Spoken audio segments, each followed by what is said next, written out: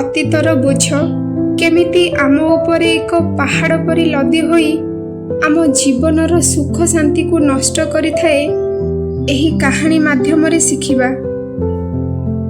ଥରେ ଏକ ଜଙ୍ଗଲରେ ଗୋଟେ ଶୁଆଟିଏ ରହୁଥିଲା।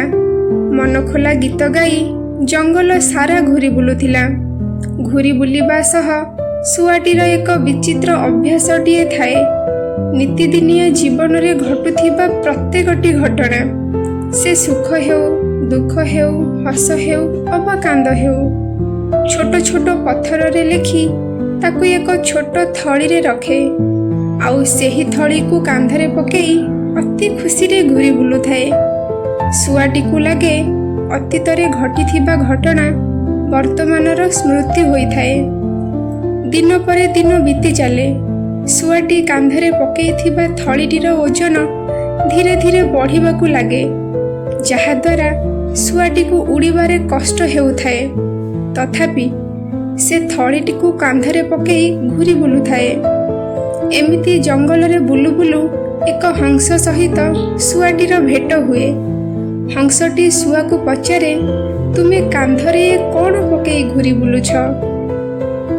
ଶୁଆଟି ହସିକି ଉତ୍ତରରେ କୁହେ, ଏ ଥଳିରେ ମୋ ପୂରା ଜୀବନଟା ଅଛି।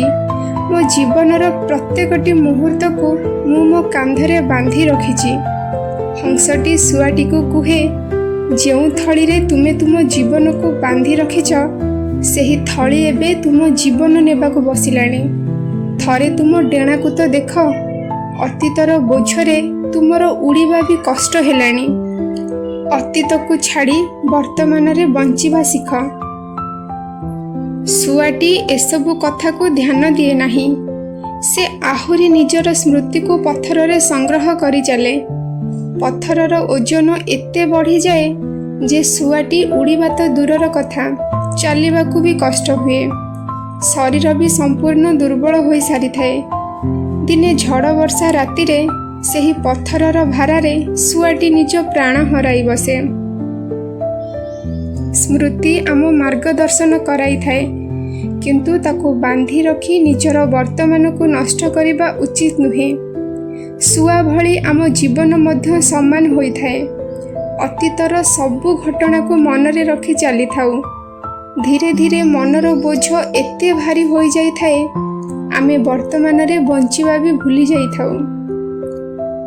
ଯେମିତି ନିଶ୍ୱାସ ନେବା ପାଇଁ ଆମକୁ ପ୍ରଥମେ ନିଶ୍ୱାସ ଛାଡ଼ିବାକୁ ପଡ଼ିଥାଏ, ଠିକ୍ ସେମିତି ବର୍ତ୍ତମାନରେ ବଞ୍ଚିବାକୁ ହେଲେ ଅତୀତକୁ ପ୍ରଥମେ ଭୁଲିବାକୁ ପଡ଼ିଥାଏ।